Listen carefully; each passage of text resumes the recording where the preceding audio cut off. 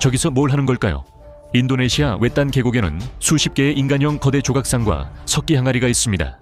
이 항아리들은 그곳에 없는 암석으로 만들어졌습니다.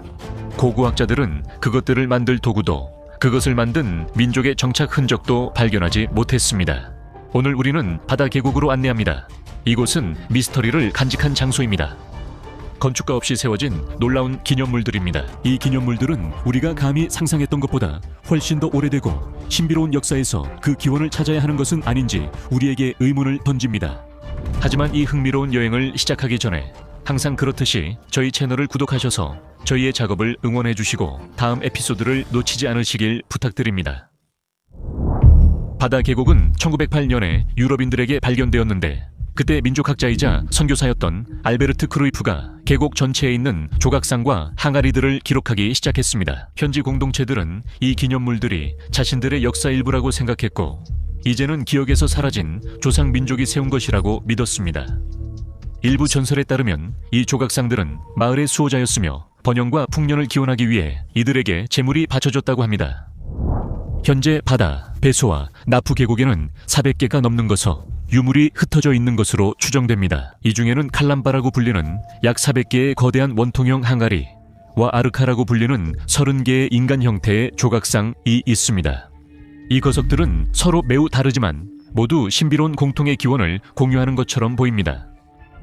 칼람바는 지름이 2m에 이르는 큰 돌 항아리로 두꺼운 뚜껑이 덮여 있습니다.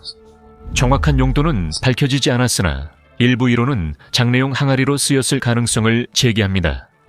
하지만 많은 칼람바는 시신을 담기에는 깊이가 너무 얕아서 그 용도에 대한 의문이 제기되고 있습니다. 아마도 이들은 장례 의식과는 거의 관련이 없었을 것입니다. 하지만 이 항아리들은 오늘날 우리가 완전히 이해하지 못하는 매우 복잡한 용도로 사용되었을 것입니다. 반면 아르카는 높이가 1~4m에 달하는 인간 형태의 조각상으로 아르카의 주요 특징은 과도하게 큰 머리와 다리가 없는 몸통입니다.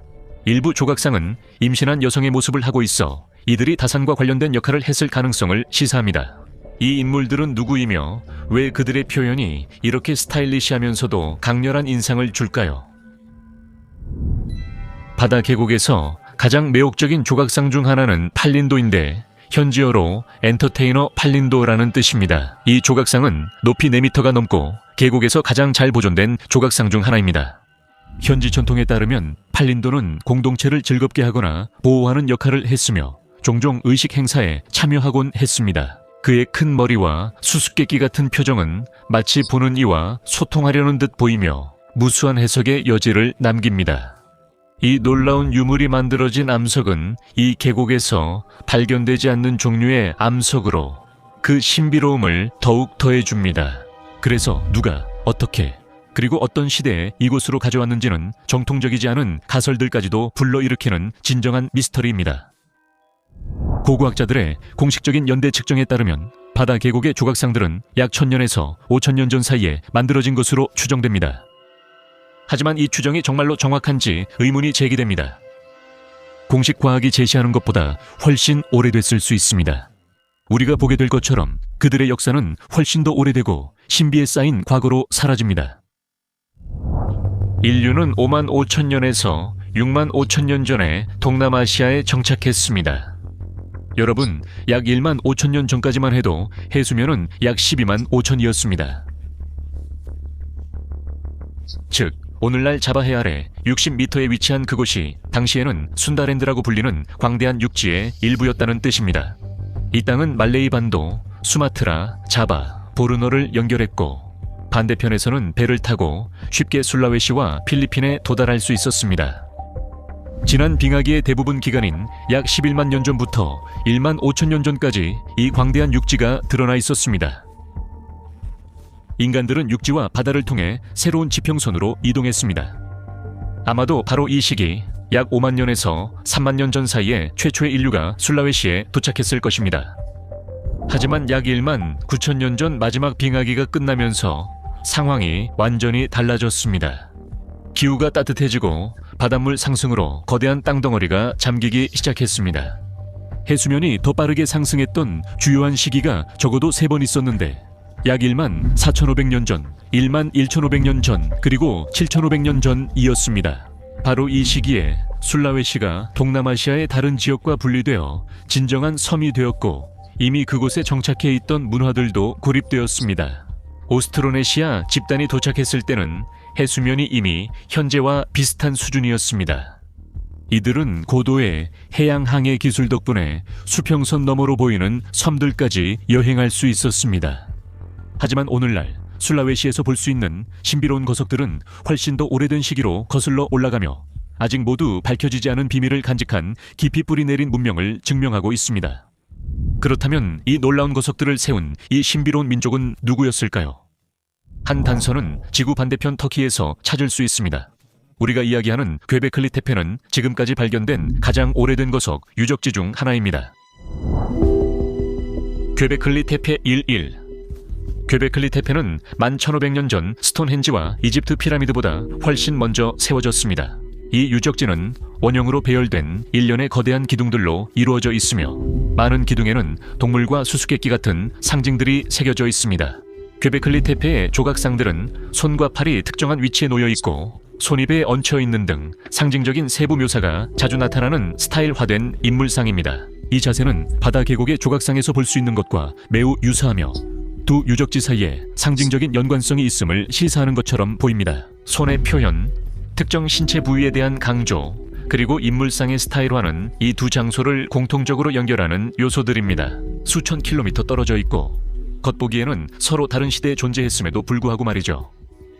그렇다면 바다 계곡의 조각상들이 괴베클리 테페와 동시대에 만들어졌는지 궁금할 수 있습니다. 공간과 시간적으로 멀리 떨어져 있음에도 불구하고 이 두 문화가 공통된 지식을 공유했을 가능성이 있을까요? 혹시 이 조각상 문명이 우리가 알던 것보다 훨씬 오래된 건 아닐까요? 앞서 보았듯이 괴베클리 테페는 바다 계곡 문명보다 훨씬 이전 시대에 위치해 있습니다. 이 시기는 마지막 빙하기 직후로 그 당시 우리 행성의 지리적 모습은 지금과 매우 달랐습니다. 하지만 그것만이 아닙니다. 공식 역사에서는 이런 유물을 만들 만큼 발전한 문명이 있었다고 보지 않습니다.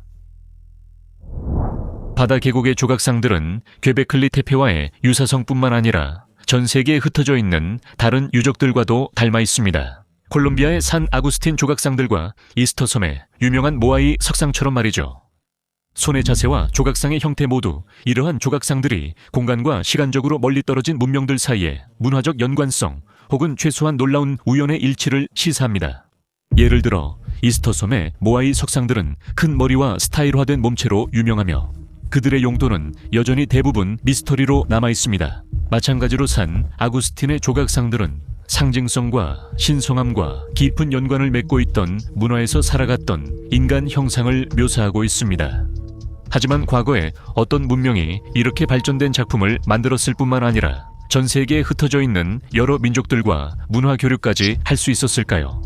하지만 바다 계곡의 미스터리는 여기서 끝나지 않습니다. 앞서 말씀드렸듯이 이곳에는 거대한 돌 항아리처럼 보이는 거석들이 존재하며 이들 역시 매우 신비롭습니다. 이 거대한 돌 항아리들은 이 지역에 없는 암석으로 만들어졌습니다.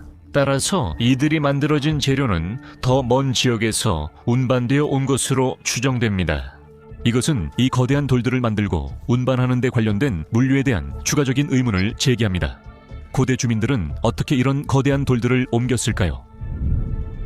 우리가 본 것처럼 칼람바의 가장 흔한 가설은 집단 매장 유골 항아리로 쓰였다는 점입니다.